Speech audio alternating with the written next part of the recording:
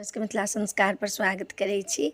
हमर वीडियो तऽ अहाँ सब देखबे नहीं करै छी, नीके नहीं लगैए हमर वीडियो, लेकिन अपने सबके लेल हम कहाँ से सब चीज ताकि कऽ बुझि कऽ समझि कऽ तखन बतबै छी। सावन के सोमवारी के बारे में किछु महत्वपूर्ण बात दऽ रहल छी, से सुनू। सावन में लोग किया सोमवारी करै छै, एकर की महत्व छै?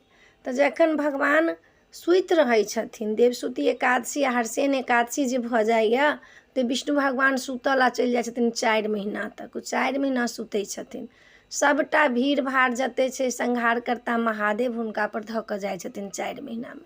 तऽ 4 महीना में अहाँके जते पूजा पाठ देव कर्म सब जे होइए, जे ई पाबनि छै, ई पाबनि छै, ई पाबनि छै, जतेक जे होइए, नाग पंचमी से शुरू होइए, चौड़चन होइए, छठि होइए, सब जतेक पाबनि छै, जितिया होइए, से सब ई 4 महीना में होइ छै। जते देवता के मनाबऽ के अइ से साउन से शुरू करू 4 महीना तक। तऽ ओना तऽ सब दिन देवता के अहाँ मना सकै छी, लेकिन 4 महीना मनानाइ बड्ड जरूरी है। विष्णु भगवान सुति कऽ सब चीज देखैत रहै छथिन, सुतल रहै छथिन।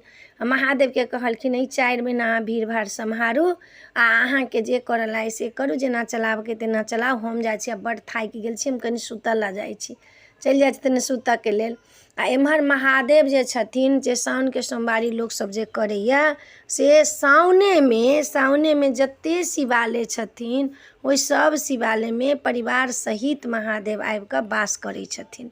तऽ सावन दिन के तऽ और नियम छनि। ओहि दिन हुनका बेलपत्र चढ़ाउ, अहाँ दूध चढ़ाउ, हुनका भांग चढ़ाउ, हुनका मर मिठाई सब चढ़ाउ, हुनका मिठाई चढ़ाउ, मिष्टांग चढ़ाउ, जते जे चढ़ाबऽ के तते चढ़ाउ।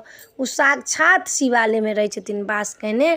ताहि लेल सावन के सोमवारी लोग करिए, कैला सोम भोलानाथ के बड्ड प्रिय छनि। सोमनाथ हुनकर नामो छनि आ सोम दिन हुनका बड्ड प्रिय छनि। भोलेनाथ के सोम दिन छनि। जेना सब देवता के मंगल दिन बजरंग बली के दिन छनि, रवि दिन सूर्य भगवान के दिन छनि, बुध दिन गणेश जी के दिन छनि, बृहस्पति दिन विष्णु भगवान के दिन छै, शुक्र दिन माता रानी के दिन छनि, शनि दिन शनि देवता के दिन छनि। तऽ तहिना जे छनि से सोम के दिन भोलेनाथ के बड्ड प्रिय छनि। तऽ सावन के सोमवारी कते लोग भरि दिन उपास केलक, राति में खेलक, अपन भोला बाबा के पूजा पाठ कऽ कऽ खेलक। कते लोग जे छै से दिन भर उपास कऽ कऽ चाय पानि पीलक, राति में फलाहार कऽ कऽ रहल ओहुना। कते लोक जे छै से राति में अनूने कऽ कऽ केलक। अपन अपन नियम छनि, जेना मोन होइ छनि तेना करै छनि। कते लोग नहियो करै छथिन, ताहिमे कोनो बात नहीं छै। सावन में सोमवारी एहि लेल कराइए जे भोलेनाथ परिवार सहित सावन में शिवालय में वास करै छथिन। ताहि ला लोक देवघर जाइए, केदारनाथ जाइए, बद्रीनारायण जाइए, पशुपतिनाथ जाइए, त्र्यंबकेश्वर जाइए। सबते लोग महादेव के ओहिठमन उगना महादेव जाइए, लोग दर्शन करऽ जाइए महादेव के केला। तऽ सावन में साक्षात सब शिवालय में, सब शिव के मंदिर में भोला बाबा सबके वास होइ छनि। तऽ सावन के सोमवारी के महत्वपूर्ण बात अपने सबके इएह बतेलहुँ हँ, जे सावन के सोमवारी करब आ जे मन क्रम वचन से करब ओ भगवान भोलेनाथ अहाँके पूरा करता।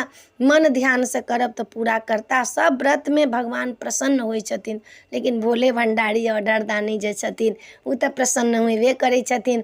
हुनका पूजा करू, पाठ करू, हुनका नैवेद्य चढ़ाउ, पुष्प चढ़ाउ, धूप दीप दिया जराउ आ हुनका से इहे ला लोग सावन के सोमवारी करिए। तऽ अपने सबके महत्वपूर्ण बात बता देलहुँ हँ सावन के सोमवारी के।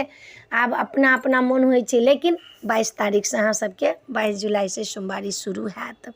तऽ वीडियो में इएह छलै। नीक लागत चैनल सब्सक्राइब करब, लाइक करब, कहऽ के नहीं बिसरब।